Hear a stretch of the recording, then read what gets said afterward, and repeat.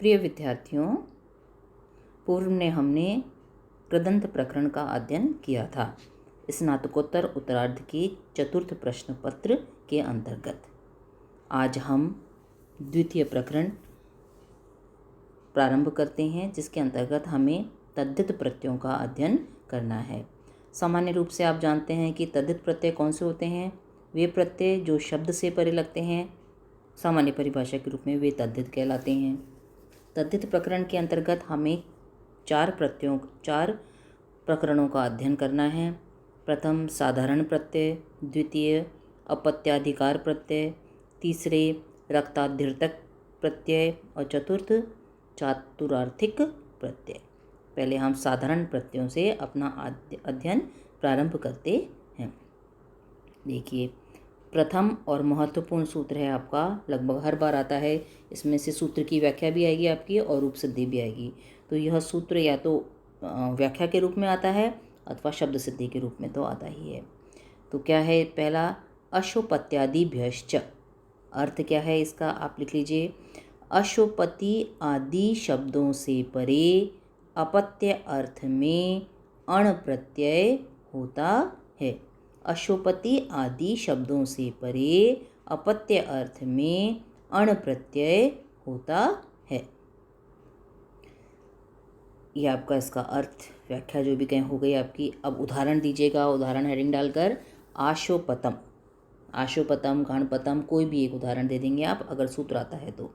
उदाहरण है आपका आशोपतम। आशोपतम का अर्थ क्या है? अशोपति की संतान, जैसे दाशरथः दशरथ की संतान, मानवः मनु की संतान। वैसे आशोपतम किसको कहते हैं? अशोपति की संतान। तो लौकिक विग्रह में आप लिखेंगे अशोपति की, तो षष्ठी का एक वचन, अशोपतेः अपत्यम, अपत्य आ गया आपका अर्थ यहाँ। ये लौकिक विग्रह हो गया। अब नीचे हम कैसे लिखेंगे, ये नई चीज़ थी यहाँ पर, है ना। अब नीचे क्या लिखेंगे? अशोपति क्या है? षष्ठी का एक वचन। और आपने सेकंड ईयर में पढ़ा था षष्ठी के एक वचन में कौन सा प्रत्यय आता है? णस। तो आपने क्या, अशोपति मूल शुद्ध हो गया, णस प्रत्यय किया आपने, प्लस अपत्य अर्थ में कौन सा प्रत्यय आ गया आपका? अण प्रत्यय ले आए आप।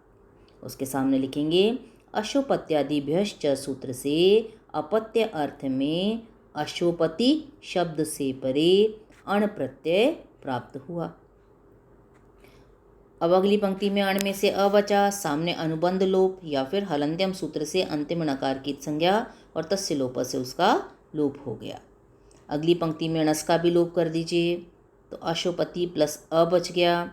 किससे किया आपने? कृत तद्धित समासाष्ट सूत्र से अशोपति णस की प्रातिपदिक संज्ञा होगी और सुपो धातु प्रातिपदिक सूत्र से प्रातिपदिक के अवयव णस प्रत्यय का लोप हो जाएगा।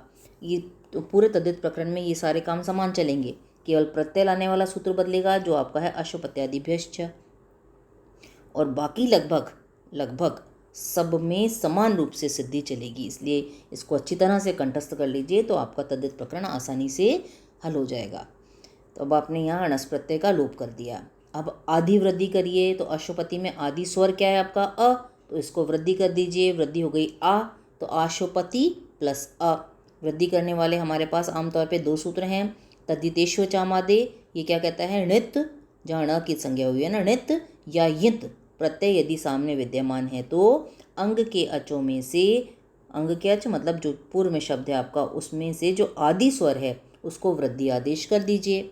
और एक है हमारे पास कितिच, वो सूत्र क्या कहता है? यदि कित तद्धित प्रत्यय सामने विद्यमान है तो अंग के अचों में से आदि अच यानी प्रारंभिक स्वर के स्थान पर वृद्धि कर दीजिए, है ना। तो यहाँ तो हमारा णित है, आमतौर पर णित या यति आएंगे, कित तो कहीं कहीं आएगा आपका। तो तद्धितेषु चामादि, तद्धितेषु अचाम आदि, है ना। तो तद्धितेषु तद्धित प्रत्यय कैसा? णित अथवा यित तद्धित प्रत्यय परे होने पर अचाम अचों में से आदि अच के स्थान पर वृद्धि आदेश होता है। पूरा अर्थ क्या हुआ आपका? तद्धितेषु चामादेह सूत्र से अण अर्थात णित प्रत्यय परे होने के कारण अंग के अचों में से आदि अच अर्थात अकार के स्थान पर वृद्धि आ या आकार आदेश होगा। तो बन गया आपका आशोपति प्लस अ। अब आशोपति में जो अंतिम स्वर है इसका लोप कर दीजिए आप। कब करेंगे आप? जब सामने देखिए क्या कहते हैं, यची भम। यची भम क्या कहता है आपका? य अची, यकारादि, यकार जिसके आदि में है, अथवा अजादि, अची यानी अचादि, अजादि जिसके आदि में कोई स्वर है, ऐसा तद्धित प्रत्यय यदि सामने विद्यमान है तो पूर्व शब्द समुदाय की आप भ संज्ञा कर दीजिए। और दूसरा सूत्र क्या है? यस्यति च, जिसकी आपने भ संज्ञा की है उसके अंतिम स्वर का आप लोप कर दीजिए। तो आपने क्या करा? यची भम सूत्र से, पूर्वार्थ नहीं दे रहे अपन, यची भम सूत्र से आश्वपति की भ संज्ञा होगी। क्यों होगी? क्योंकि अजादि प्रत्यय अणपर है। और यस्यति च सूत्र से भ संज्ञक आश्वपति के अंत्य इकार का लोप हो जाएगा। तो आश्वपत हलंत रह गया आपका प्लस अ। अब मिलाइए इसको, आशोपत बन गया, नपुंसकलिंग प्रथमा एकवचन में बन जाएगा आशोपतम। क्लियर है? बिल्कुल ऐसे ही बनाना है आपको। गणपतम, गणपते अपत्यम, अलौकिक विग्रह हो गया, लौकिक विग्रह हो गया सॉरी। और फिर अलौकिक में आपने कर दिया गणपति, णस प्रत्यय षष्ठी एकवचन के कारण, और अपत्य अर्थ में अण प्रत्यय सामने आपने दे दिया अशुपत्यादि भ्यश्च, पूरा अर्थ देंगे वैसे ही। और वैसे ही पूरी प्रक्रिया है। पहले अण में से ण का लोप किया आपने तो अ बच गया, णस का लोप करेंगे अगली पंक्ति में कृत तद्धित समासाश्च और सुपो धातु प्रातिपदिकयोः से, तो आपका बन गया गणपति प्लस अ। आदि वृद्धि करिए तो ग में अ है, ये है पहला स्वर आदि स्वर, तो इसको वृद्धि कर दीजिए आ, तो गणपति प्लस अ हो गया आपका। किससे की वृद्धि आपने? तद्धितेष्व चामादेह सूत्र से। अब अंतिम ई का लोप कर दीजिए तो गणपत रह गया प्लस अ। किससे किया आपने? अभी जो हमने किया था बिल्कुल वैसे ही करना है, सारों में करीब करीब सेम चलेगा। यची भम सूत्र से गणपति की भ संज्ञा होगी और यस्यति च सूत्र से भ संज्ञा गणपति के अंत्य इकार का लोप हो जाएगा।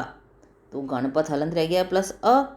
अब मिला दीजिए गणपत, अगली पंक्ति में गणपतम, नपुंसकलिंग प्रथमा एकवचन।